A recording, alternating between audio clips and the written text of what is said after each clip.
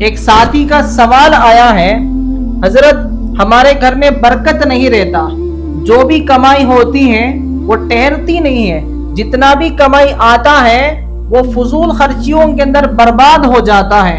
یہ شکایت ہر گھر کے اندر موجود ہے۔ آج آپ لوگوں کو ایک بہترین مجرب عمل بتانے جا رہا ہوں، آپ لوگ ضرور کریے۔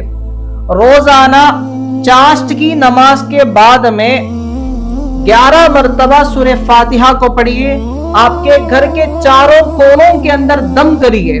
اس عمل کو لگاتار 40 دن تک کریے، پھر دیکھنا انشاءاللہ، اللہ کے ذات سے پورا امید ہے، آپ کے گھر کے اندر جو بھی نحوست ہے وہ نحوست ختم ہو جائے گا، اور آپ کا پیسہ بھی ٹھہرنے لگے گا، اور آپ کے گھر کے اندر برکتوں کا نزول ہوگا۔